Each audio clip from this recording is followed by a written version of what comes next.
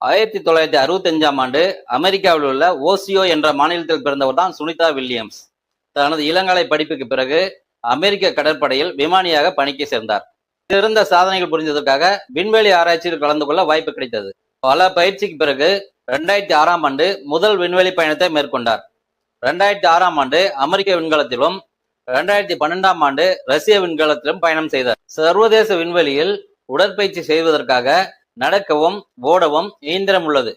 அதில் தனது ஓட்டப்பந்தயத்தை தொடங்கினார். 2007 ஏப்ரல் 16இல் 4 மணி நேரம் 23 நிமிடம் ஓடி, அதாவது கிட்டத்தட்ட 42 கிலோமீட்டர் ஓடி சர்வதேச விண்வெளியில் ஓடிய முதல் பெண்மணி என்ற சாதனையை படைத்தார் சுனிதா வில்லியம்ஸ். அது மட்டும் இல்லாமல் விண்வெளியில் இருந்த கருவிகளை பயன்படுத்தி ஓடுதல், நீந்துதல் மற்றும் சைக்கிள் ஓட்டுதல் ஆகிய 3 பந்தயங்களும் கலந்து கொண்டு 1 மணி 48 நிமிடம் சாதனை புரிந்துள்ளார்.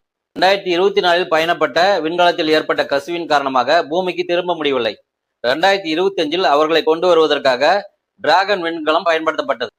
சுனிதா வில்லியம்ஸ் மீண்டும் 17 மணி நேரம் பயணம் செய்து பூமியை அடைந்தார். 59 வயதில் 9 மாதங்கள் விண்வெளியில் தங்கியிருந்து தனது 3 முறை விண்வெளி பயணத்தை மேற்கொண்டு கிட்டத்தட்ட 608 நாட்கள், அதாவது 2 வருடம் விண்வெளியில் தங்கியிருந்து சாதனை புரிந்த சிங்க பெண்மணி தான் சுனிதா வில்லியம்ஸ்.